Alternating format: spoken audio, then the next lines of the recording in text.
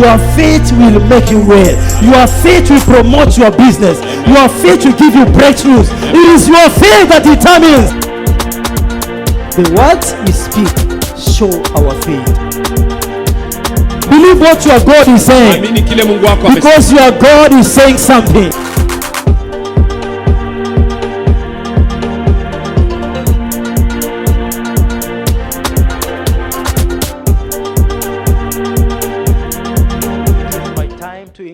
Wakati wangu wa kuongezeka. The key scripture is Isaiah 51. Andiko kuu ni Isaia 51. We were taken through that. Tulipitia hiyo in the Thanksgiving session. Katika sehemu ya shukrani. Verse 1 to 3. Mstari wa kwanza hadi wa 3. And I would like to repeat what I said in the opening message for the year. Ningependa kurudia nilichosema katika ule ujumbe mkuu wa kufungua mwaka.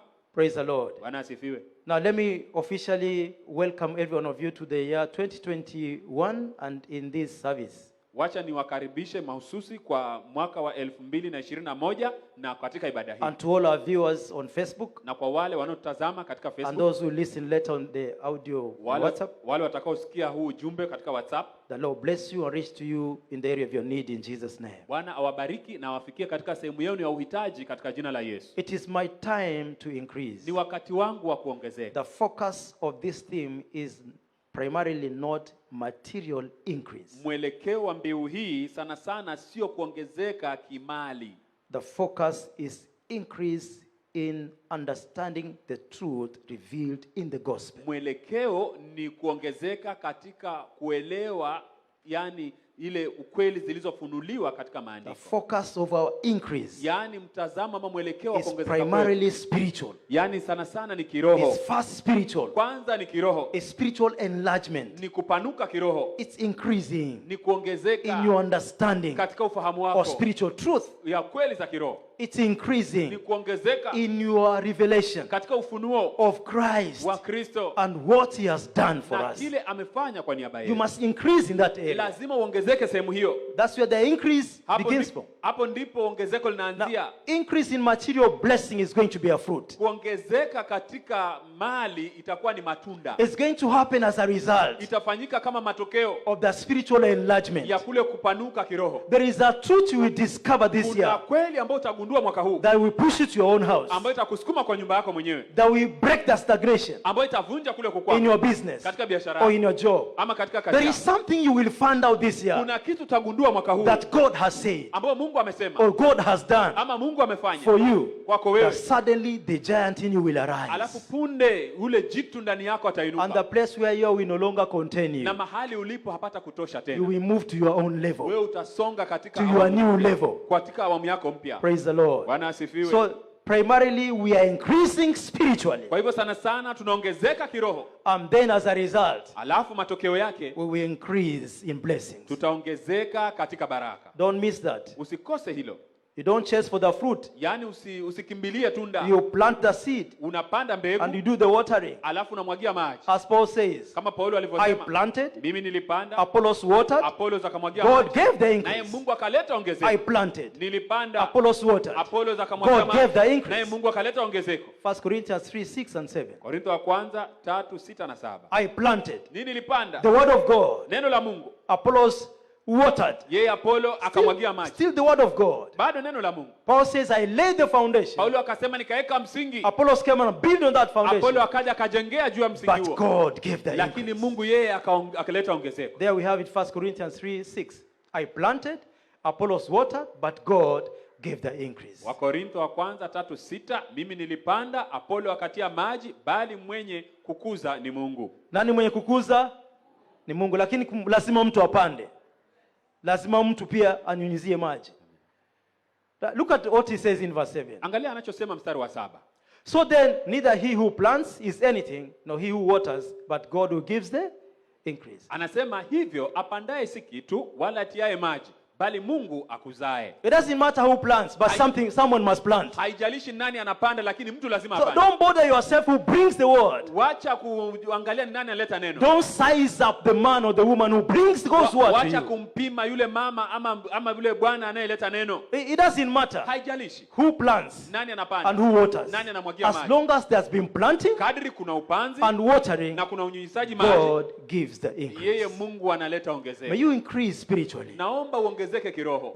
Last year you have learned so many things, Mwaka uliopita ulijifunza mambo but mengi, it's possible those things never increased you. lakini inawezekana yale mambo hayakukuongeza. Praise the Lord. Bwana asifiwe. You heard many things, Ulisikia mambo mengi, but it's possible lakini you are inawezekana not spiritually enlarged. haukupanuka kiroho. We say spiritual enlargement Tulisema kupanuka kiroho is not the result of knowing the Bible si more. matokeo ya kujua Biblia It is sana, the result of seeing more truth, ni matokeo ya kuona kweli nyingi, receiving more revelation. kupokea ufunuo mwingi. It's you Ni seeing. wewe kuona. Praise the Lord. Bwana asifiwe.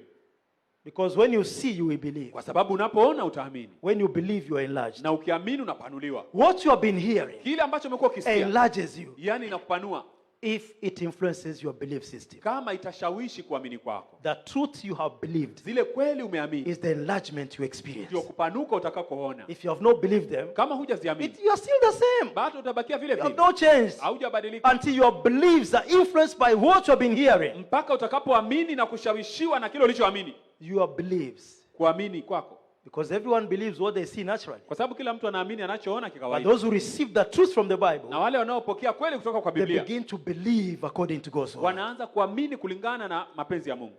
You are increasing in Jesus' name. Wewe unaongezeka katika jina la Yesu. So the theme for January 2021. Mbiu ya mwezi wa kwanza wa You 2021. like to hear the theme for January Je, 2021? ungependa kusikia mbiu ya mwezi wa kwanza wa 2021?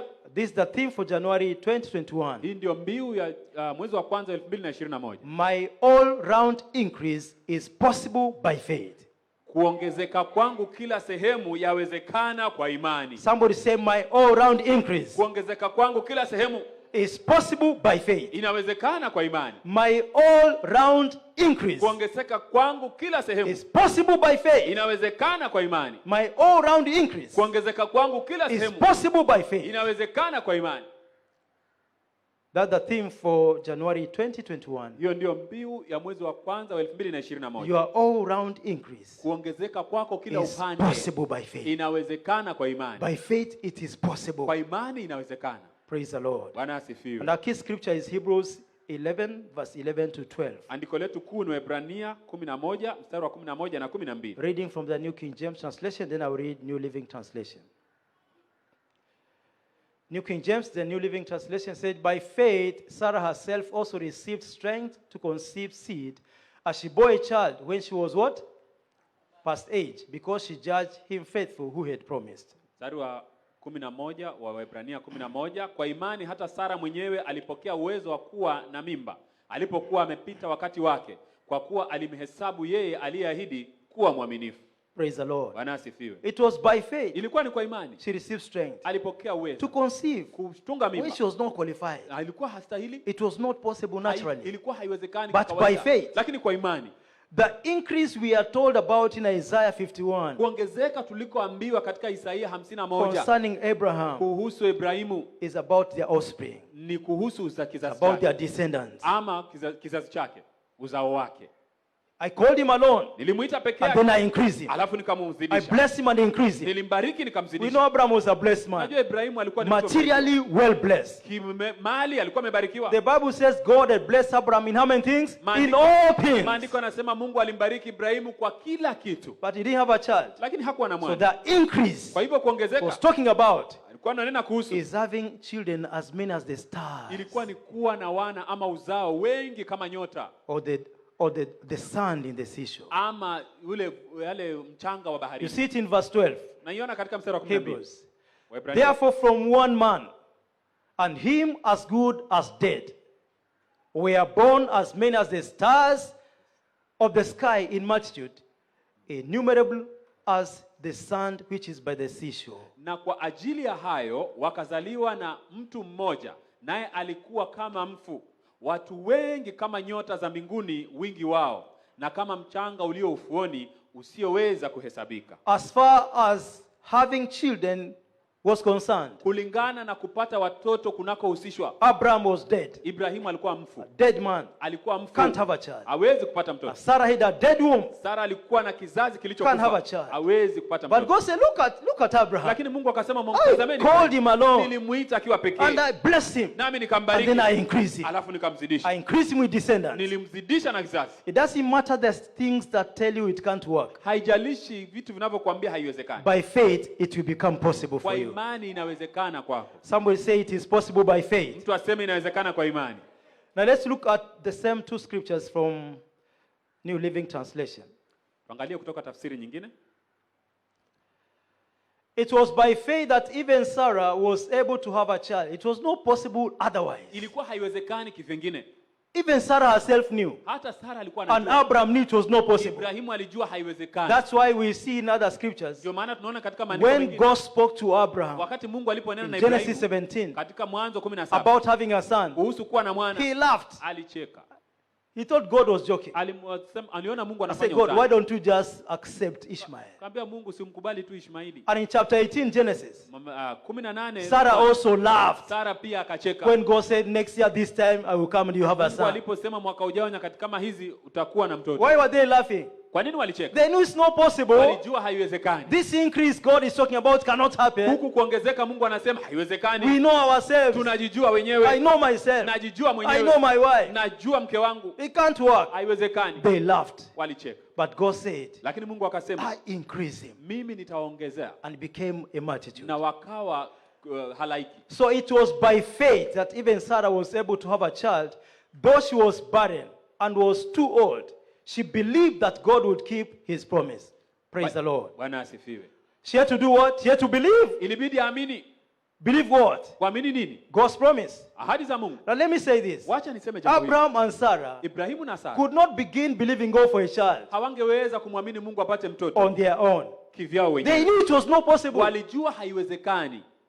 There's some things you are trying to believe God on your own and it's not possible. Kuna vitu unajaribu kuamini Mungu kivyako lakini unajua Because you know it's not kwa possible. sababu wewe unajua You haiwezekani. know the facts around the case. Unajua zile ukweli wa mambo zinazozunguka hiyo They hali. could not believe God for a child Hawangeweza kumwamini until Mungu God apate mtoto. spoke to them. Mpaka Mungu May alipoanza. you hear the voice of God. Naomba usikie sauti ya I Mungu. say may you hear God's voice. Nasema naomba usikie sauti ya Mungu. Because they were hearing the voice of the facts about their condition. Kwa sababu walikuwa wanasikiza sauti ya zile ukweli wa mambo uliowazunguka. Sarah knew she was barren Sara alijua yuko na yeye ni and tasa she was past age na alikuwa amepita of umri childbearing. ya kuzaa mtoto. That's why she laughed. Ndio sababu alicheka. Abraham knew he was a dead man Ibrahimu alijua yeye ni mfu as sasa. far as having children is concerned. Kulingana na kupata watoto That's why he also laughed ndio sababu yeye pia akacheka. when God told him. Mungu But alipomnenea. when God spoke, Lakini Mungu aliponena, see was Sarah, she believed that God would keep his promise. tazama Sara inasema kwamba Sara aliamini alichosema Mungu. That God will fulfill his word. Kwamba Mungu atatimiza ahadi yake. So the title of our teaching series this month Kwa hivyo kichwa cha mafundisho yetu mwezi huu is exercising your faith for all round increase. kufanyisha kazi imani yako ili upate kuongezeka kila sehemu. Exercising your faith for all round increase. Kufanyisha kazi imani yako ili uongezeke kila upande. You are the one to exercise your Ni faith. wewe ndio ufanyishe kazi imani yako. Whatever is not possible naturally Chochote kisichowezekana is kikawaida possible by faith. kinawezekana kwa imani. That's why by faith, Ndio sababu kwa imani this 2021, 2021 it's possible to move to your own house. inawezekana uende kwa nyumba yako By mwenyewe. faith, Kwa imani this 2021, it's 2021 possible to begin a business and have it grow. inawezekana uanzishe biashara na By ikue. faith. Kwa imani. By faith. Kwa imani. Not by how things look. Sio kwa jinsi mambo Not by yanavyoonekana. assessing the situation. Sio kwa vile unavyoangalia hali. It is by Ni faith. kwa imani. Let me say Why very is it- shortly, some people will testify of increase here. Punde tu kuna watu watashuhudia kuongezeka hapa. May you be the one in Jesus' name. Naomba wewe ndio uwe katika jina la Yesu. Exercising your faith for all round increase. Fanyisha kazi imani yako ili uwe na ongezeko kila For upande. Abraham and Sarah, it was by faith. Kwa Ibrahimu na Sara ilikuwa ni kwa imani. Certain increases in our lives Kuongezeka aina fulani fulani maishani mwetu will only be possible by faith. itawezekana tu kwa imani. Your salary may not be able to handle it. Yaani mshahara wako hauwezani nayo. Your earning, your income may not be able to handle it. Mapato yako hayatawezana So if nayo. you limit yourself to what your salary can do, Kwa hivyo ukijizuia kwa kiwango mshahara wako unaweza kufanya, you won't see increase. hautaona ongezeko. But if you exercise your faith. lakini kufanyisha kazi imani yako. Even though my pocket can't handle it, Ingawa mfuko wangu hauwezi kushughulikia but hali my yangu, faith can handle this lakini imani situation. yangu inaweza kushughulikia hili jambo. By faith, Kwa imani, even Sarah hata Sara received strength alipokea and uwezo conceived na akatunga and mimba brought forth na akazaa a child, mwana, because she just got faithful kwa sababu amhesabu Mungu kuwa who mwaminifu, had promised. ambaye alikuwa She ameahidi. believed that God would keep his promise. Aliamini Mungu atatimiza ahadi yake. Now let's move to Genesis 21 and see how it happened. Twende Mwanzo 21 tuone jinsi ilivyotendeka. From verse 1. Kuanzia mstari wa kwanza. The Lord visited Sarah as he had said, and the Lord did for Sarah as he had spoken. Bwana akamjia Sara kama alivyonena na Bwana akamfanyia kama alivyosema. God kept his word. Mungu alitimiza ahadi yake. For Sarah conceived and bore Abram a son in his old age, at the set time of which God had spoken to Sara him. akapata mimba akamzalia Ibrahimu mwana wa kiume katika uzee wake kwa muhula alioambiwa na Mungu. Let's go to Genesis 18 and see how that. Twende Mwanzo Encounter 18 was. tuone vile ilivyotendeka. Reading from verse 9. Kuanzia mstari wa 9 Mwanzo Genesis 18. 18. Then they said, the Lord visited Abraham, and now he was talking to him. Then they said to him, where is Sarah your wife? So he said, here in the tent. Wakamwambia, yu wapi Sara mkeo? Akasema, yumo hemani. And he said, that's the Lord, I will certainly return to you according to the time of life. And behold, Sarah your wife shall have what? A son. Sarah was listening in the tent door, which was behind him. Akamwambia, hakika nitarudi wakati huu. Nitakurudia wakati huu mwakani. Na tazama, Sara mkeo atapata mwana wa kiume.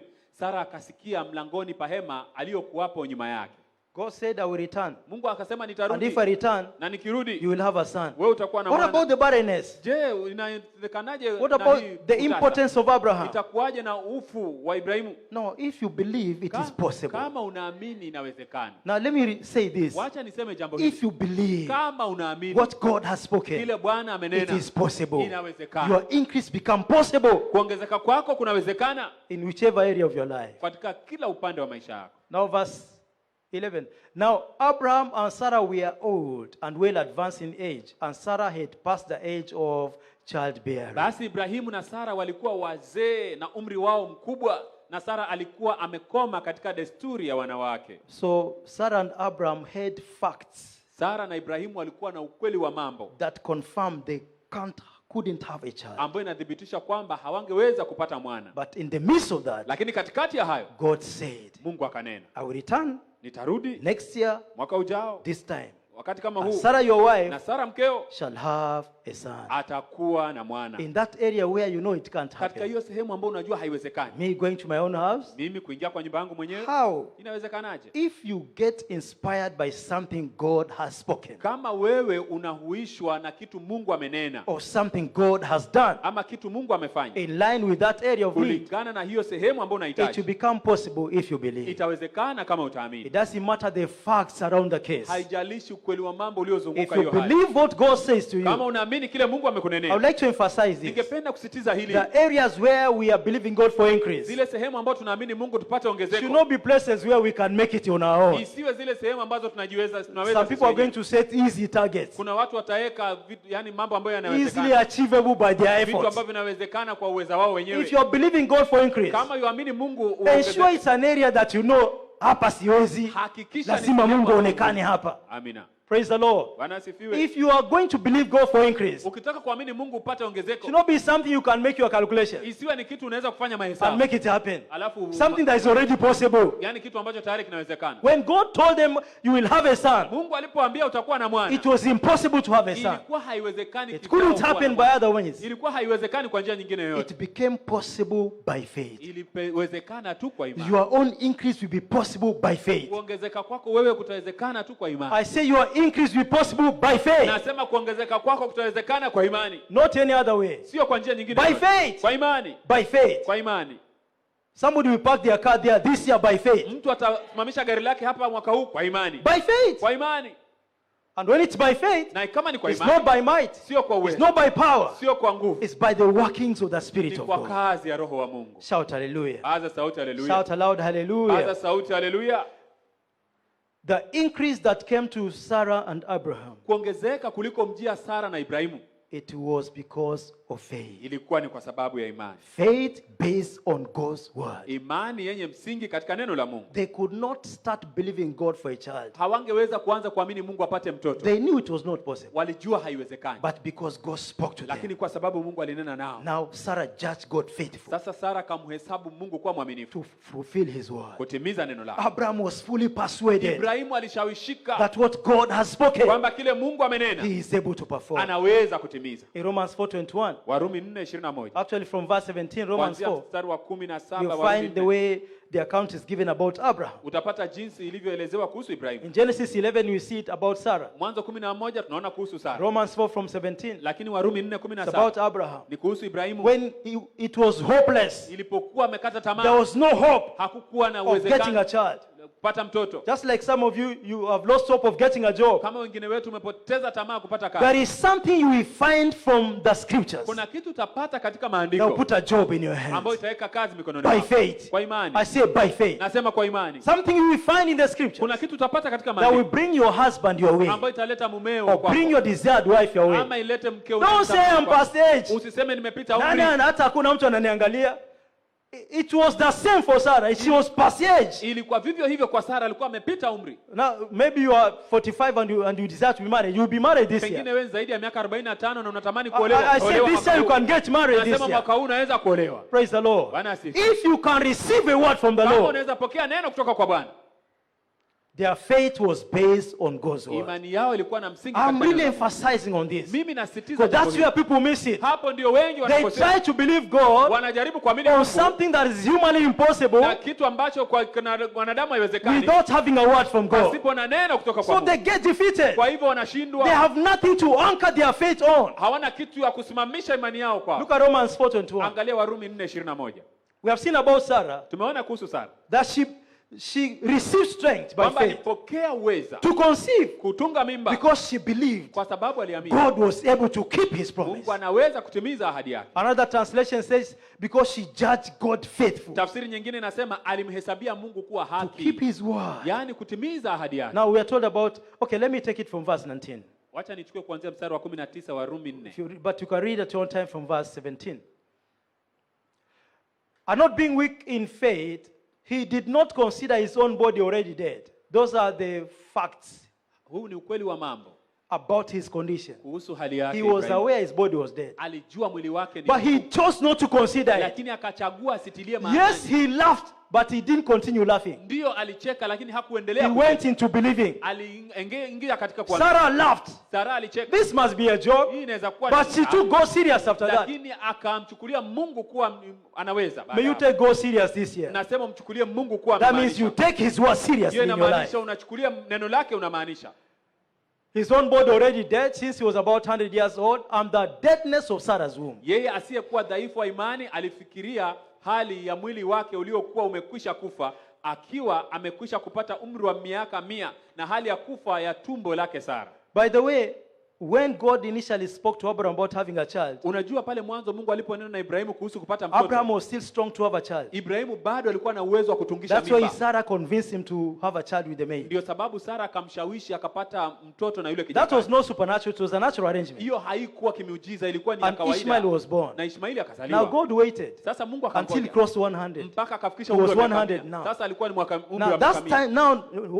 Genesis 17 is when God now came again. Pale mwanzo 17 sasa Mungu amerudi tena. This time now God tells him, look here, your wife Sarah will have a child. Mara hii sasa Mungu anamwambia mkeo Sara atapata mtoto. And now that's the time Abraham laughed. Huo ndio wakati sasa Ibrahimu because he knew his own condition was finished. Alijua hali yake sasa ashakuwa mfu. And he told God, why don't you consider Ishmael? Akamwambia Mungu si umchukue. We have already helped you, now we have Ishmael. Tayari tumekusaidia tuko. Just bless him. Wewe mbariki tu Ishmael. God does not require your help or my help. Mungu hahitaji msaada wako. He is well able. Yeye anaweza. To bring increase in your life. Yaani kuleta ongezeko if you will believe his word. Kama utaamini neno lake. Shout hallelujah.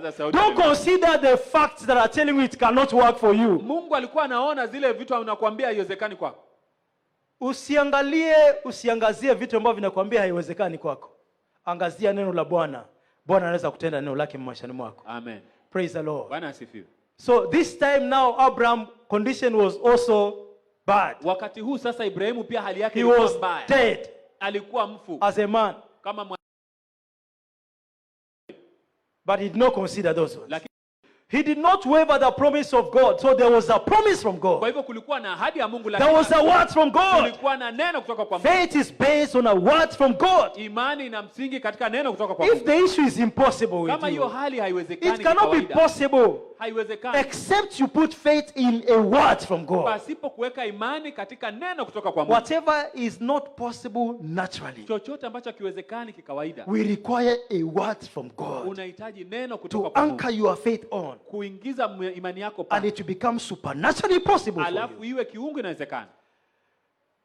He did not waver the promise of God through unbelief, but was strengthened in faith, giving glory to God. Lakini akiiona ahadi ya Mungu hakusita kwa kutokuamini, bali alitiwa nguvu kwa imani akimtukuza Mungu. Let's take verse 21 Mstari wa together. 21 tusome. 1, 2, let's go. And being fully convinced that what he had promised, he was able to perform. Mstari wa 21, huku akijua hakika ya kuwa Mungu aweza kufanya yale aliyoahidi. God is able to perform what he has spoken. Mungu anaweza kufanya yale ambayo amenena. That's why your faith must be based on what he has spoken. Ndio sababu imani yako lazima iwe na msingi kwa kile Mungu amenena.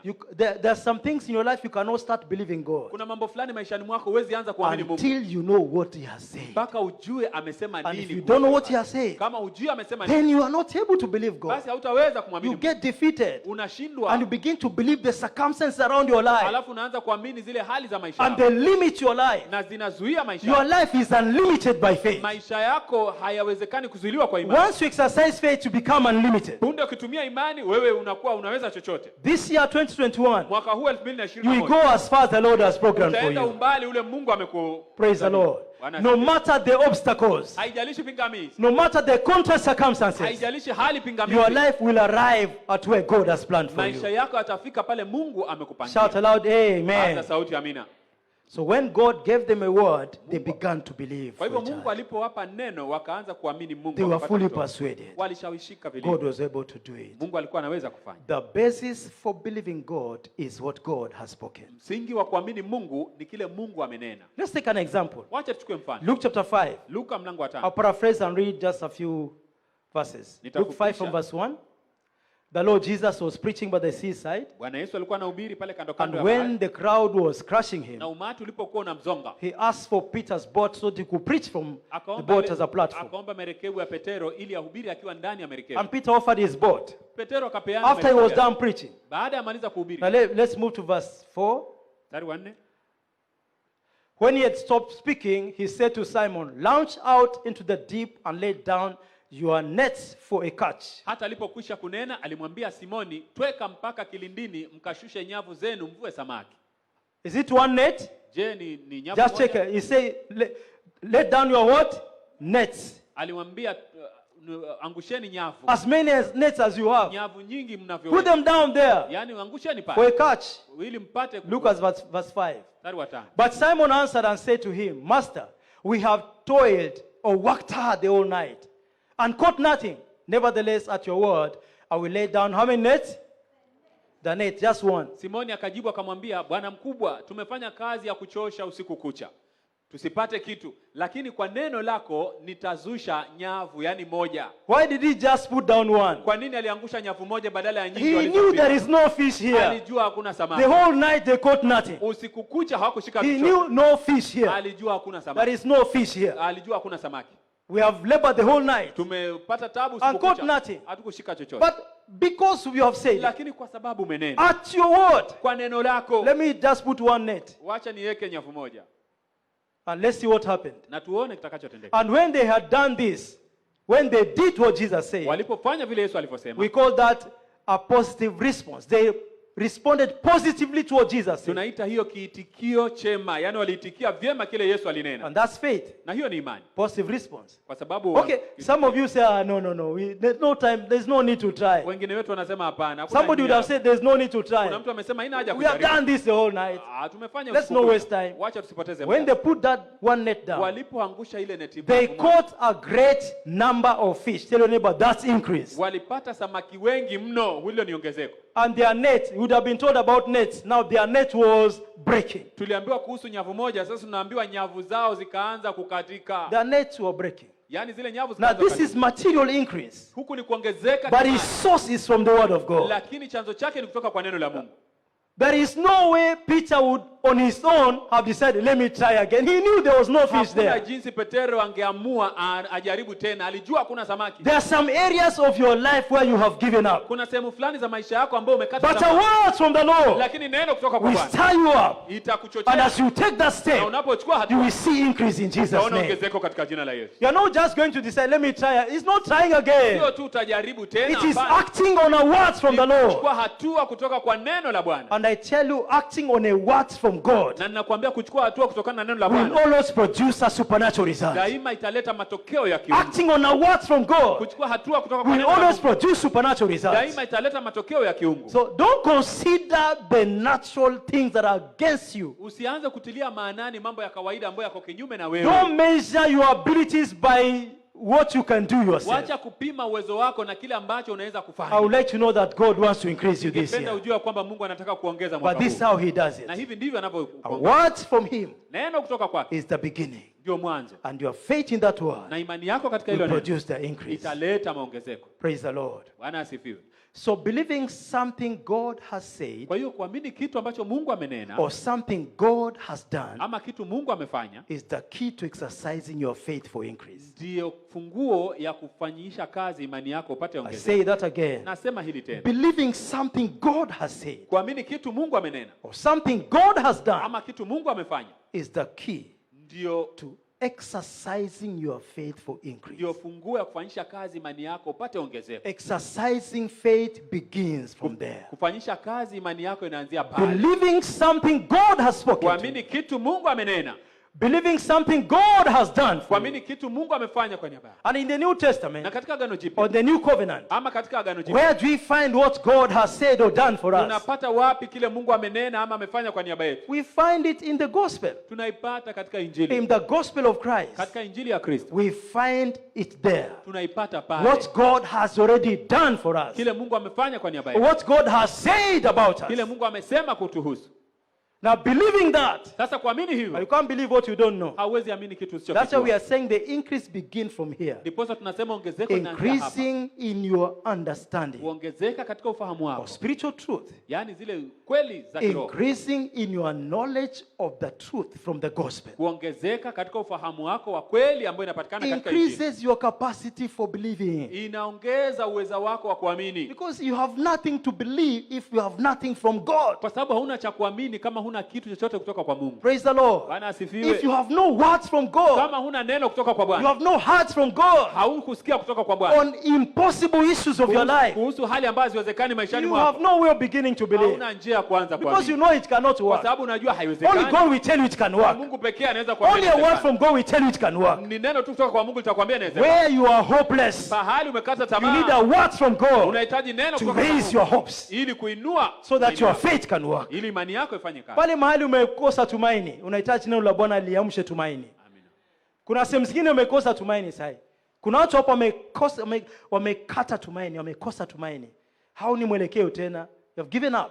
You need a word from God. Unahitaji neno kutoka kwa Mungu. Just like Sarah and Abraham. Kama vile Sara na They could Ibrahimu. not start believing God for a child. Hawangeweza kuanza kuamini Mungu apate They mtoto. knew it was not possible. Walijua haiwezekani. That's why they laughed when God told them you will have a Ndiposa son. walicheka Mungu alipowaambia But they mtapata didn't mtoto. continue laughing. Lakini hawakuendelea They kucheka. laughed after that. They took God serious. Baada ya kucheka walianza kumchukua Mungu And kwa Abraham imani. was fully Na persuaded Ibrahimu akawa that ameshawishika God is able to perform kwamba Mungu anaweza kutimiza what he has spoken to kile me. ambacho amenena. Your God can perform what he says to Mungu you. wako anatimiza kile ambacho amekwambia. Shout hallelujah. Baza sauti haleluya. So the key to exercising your faith Funguo ya kufanyisha kazi for imani yako increase ili upate is ongezeko believing iko katika kuamini something God has said kile Mungu or amenena something God has kama done kile Mungu amefanya, as revealed in the scriptures, kama ilivyofunuliwa katika maandiko, as revealed in the gospel. kama ilivyofunuliwa katika Injili.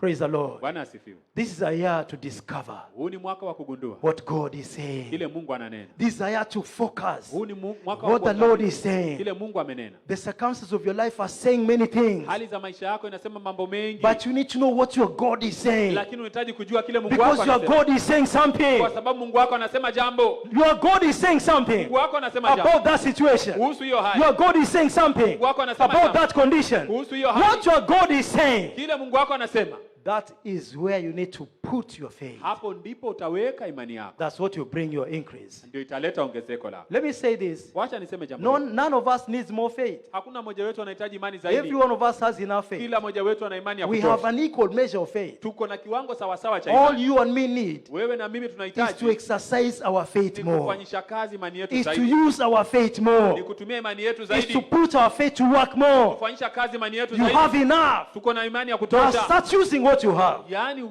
ya kuletea kile unachohitaji. Start using what you have. Anza kutumia kile But you unachohitaji. can't start using faith Hauwezi kuanza kutumia imani until you have believed something God has said. mpaka uamini kitu Mungu amenena. Praise the Lord. Bwana asifiwe. Peter could not start applying faith for fish to come. Petro hangeweza kufanyisha kazi imani samaki waje. According to the facts, Kulingana na ukweli wa he mambo, knew there was no fish there. alijua hakuna samaki pale Now he needed a word from na God alihitaji neno kutoka kwa to Mungu put his faith on, ili aweke to imani yake, respond to. ili aitikie nayo. Faith is our positive response to what God has said. Imani ni kiitikio chetu chema kwa kile Mungu amenena. Our positive Yaani response kiitikio chetu to chema something God has spoken kwa kitu ambacho Mungu or amenena to something God has done ama kwa kitu Mungu amefanya for us, ili kwetu sisi, as we have seen in the gospel. kama tulivyoona katika Injili. Our positive response. Kiitikio chetu chema. What does it mean, positive Je, response? inamaanisha nini kiitikio chema? To respond positively means Kuitikia kwema you inamaanisha believe what God has said, unaamini kile Mungu amenena, and then you act and speak accordingly. alafu unachukua hatua na kunena kulingana naye. That's a positive response Hiyo ni kiitikio chema to something God has spoken kwa kile Mungu amenena or something God has done ama kile Mungu amefanya, that relates to the area you want to see increase. ambayo inahusiana na sehemu ambayo unataka kuona ongezeko. Once you receive the word, Punde ukipokea neno, you respond positively. unaitikia vyema, You believe that word, unaamini hilo neno, and then you speak and act accordingly. alafu unanena na kuchukua hatua mwambatano. Haijalishi kunaendelea nini, ukipokea neno la Bwana unaanza kuamini hilo neno, unaanza kuongea kulingana na hilo neno, unaanza kutenda kulingana na hilo neno, utaona mkono wa Bwana. Amina. Praise the Lord. Bwana asifiwe. 2 Corinthians 4:13. Korintho wa pili 4:13. It says we having the same spirit of faith, Nasema tuko na ile roho ya imani according as it has spoken. kulingana na vile alivyonena. Let me read that, 2 Corinthians 4:13.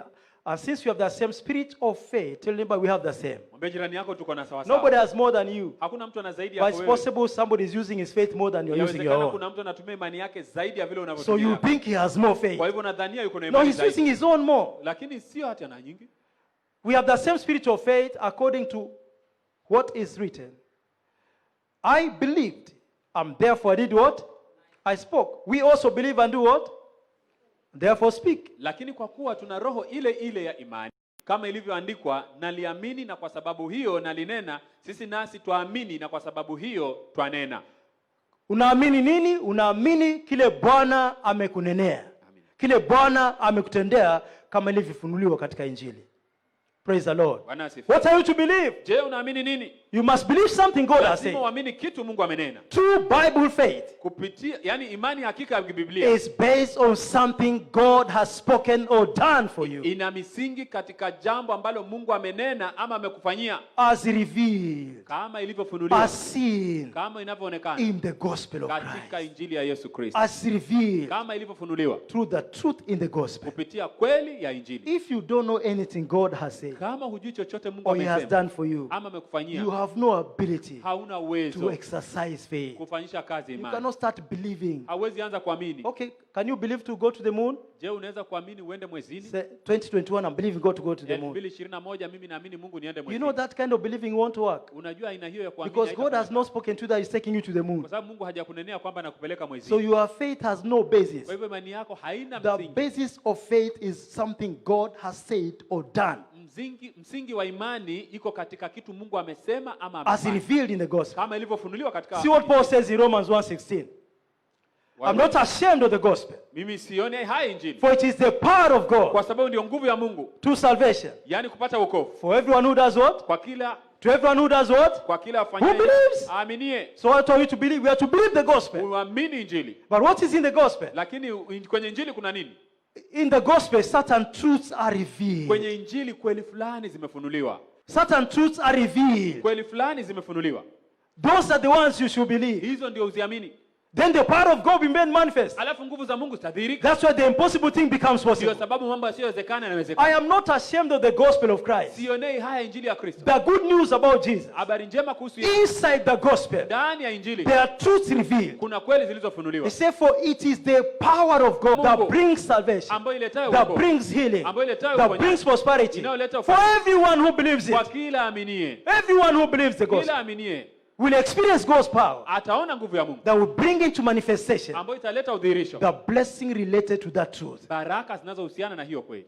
So that's why the key to exercising faith Ndio sababu funguo ya kufanyisha kazi imani is believing ni kuamini the truth revealed in the gospel. kweli zilizofunuliwa katika injili. Believing Amini what Christ has done for kile us. Kristo amefanya kwa niaba That's yetu. the key to exercising faith. Hiyo ndio funguo ya kufanyisha kazi If imani. you don't believe, Kama huamini, you cannot put faith to work. hauwezi kuweka imani yako Because kwenye kazi. faith is responding positively Kwa sababu imani ni itikio jema to what God has spoken kwa kile Mungu amenena or what God has done ama kile Mungu amefanya as revealed in the kama gospel. ilivyofunuliwa katika If you maandiko. have no heart from God, Kama hujasikia kutoka kwa Mungu, you cannot respond. hauwezi You kuitikia. can only respond to the circumstance. Unaweza kuitikia tu zile hali. You cannot respond to what is happening. Unaweza tu kuitikia zile But if you zinazotendeka. respond to the gospel Lakini positively, ukiitikia injili, it has the power to prevail over what is happening. iko na nguvu ya kushinda kile kinachotendeka. It's the power of God to everyone who believes. Ndio nguvu ya Mungu kwa kila mmoja amini. In Mark 16 verse 15 and 16, Marko 16 mstari wa he 16 sent them na to 17. preach the good news Aliwatuma wakahubiri habari to njema all creation kwa kila kiumbe and everyone who believes. na kila aaminie. So somebody must believe Kwa the hivyo gospel. mtu lazima aamini. The gospel is not just about salvation. Injili sio wokovu The tu. gospel is a full package. Injili ni furushi It's zima. about your wealth, Ni kuhusu your utaji health, wako, afya yako, your prosperity, ufanisi about wako, your well-being, your wellness, your wholeness. yani wema wako.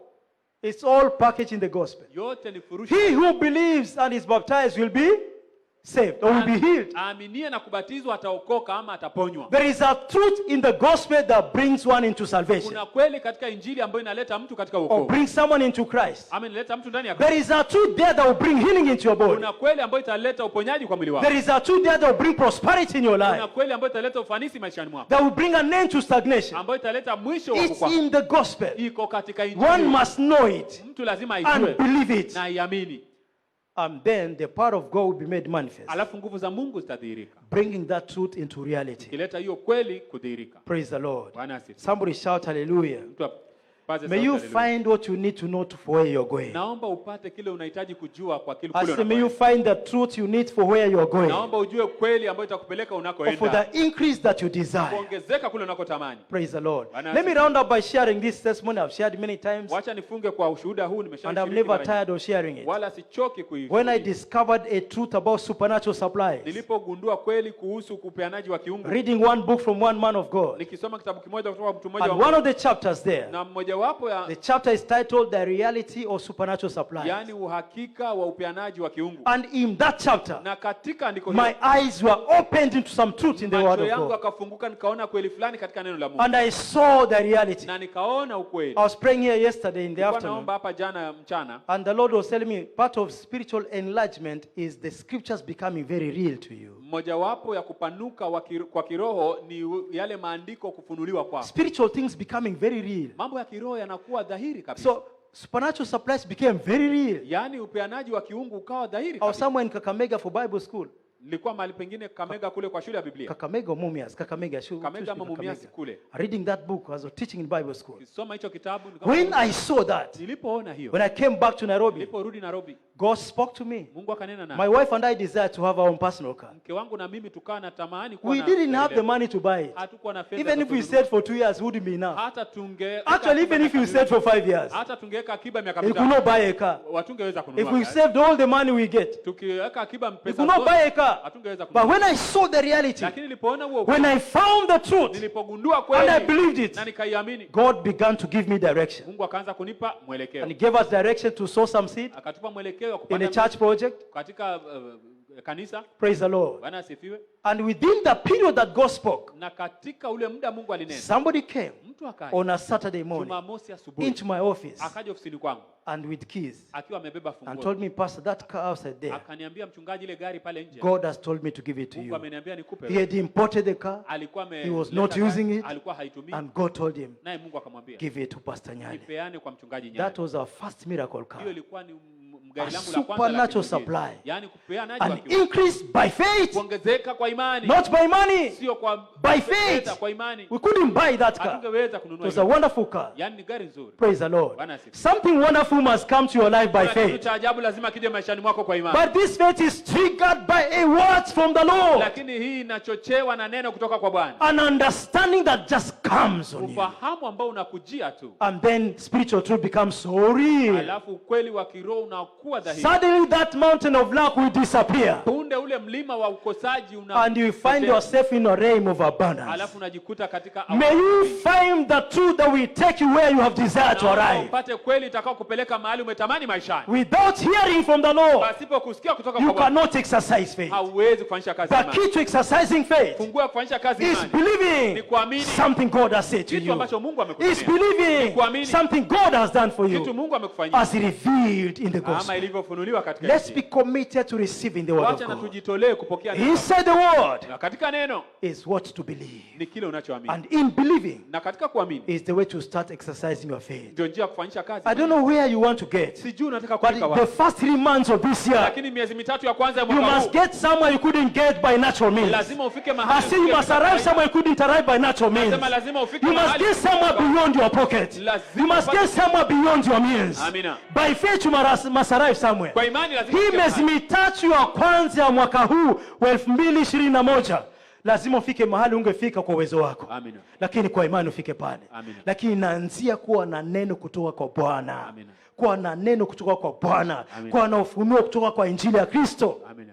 Go back to last year's messages. You are very loaded. Rudi kwa zile jumbe za mwaka jana, zina nguvu sana. There are so many truths there that you never got to believe them. Kuna kweli nyingi sana pale ambapo hukufikia kuamini. Because until you believe them, Kwa sababu mpaka you utakapoamini can't exercise your faith. hauwezi kufanyisha kazi hiyo. Praise the Lord. Bwana asifiwe. Go back to those truths. Rudia zile. Don't look for a kweli. new one. Usitafute Go mpya. back those truths. Rudia zile. This time, Yani settle down kaa chini. and meditate on them. Tafakari. For in meditation, Katika you kutafakari move from knowing unatoka to pale kwa believing. kujua na ufike kwa what kuamini. you know. Kwa ile unachojua In meditation, uweze you will move from knowing unatoka kwa to kujua believing. unafikia kwa What you know. kile When unachoamini. you believe what you know, Kuamini kile I knew unachojua. you will emerge. Wewe mpya I say, utaionekana. I knew you emerges. Yaani utainuka When you believe what you know, unapoamini you unachojua. begin to move differently. Unaanza You kuenda talk differently. unanena You tofauti. act differently. Unaenenda The tofauti. same you Lakini wewe suddenly mara will take your business to a new level. unaingiza biashara And yako. no which can hinder you. Hakuna And mchana. no opposition can stop you. Hakuna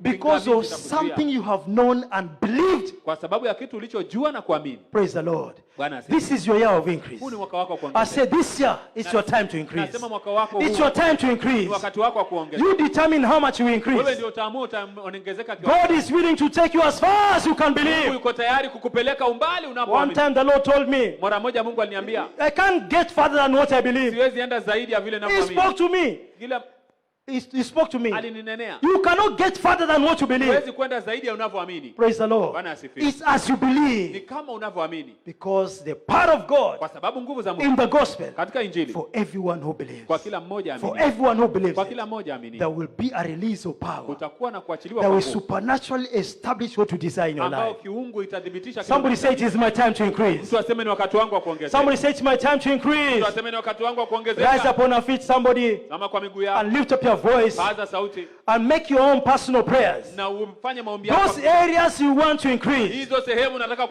need kuongezeka. the truth from the gospel. Unahitaji kweli kutoka kwa Injili. Unahitaji kuona kitu kutoka kwa Injili. Amina. Sisema unahitaji kujua kitu, hapana, kuna kujua na kuiona. Amina. There is knowing and seeing it. Kuna kujua na kuona. Seeing it means you have understood it. Kuona inamaanisha The umeelewa. more truth you understand, Ile kweli the unaoelewa, more you can exercise your faith. unaweza kufanyisha kazi. The more you exercise your faith, Kadri unavyozidi the more you kufanya experience God's powerful supernatural kadri increase. unaona nguvu za Mungu wa kuongezea. Somebody lift up your voice. Sio paze sauti. In those areas you desire to Hizo increase, sehemu unahitaji may kuona. God speak to you. Bwana May you hear the voice of God. Usikie sauti ya May you Mungu. receive the truth you desire. Upokee kweli The unataka. truth required Zile kweli to unazo- carry you to the place you desire.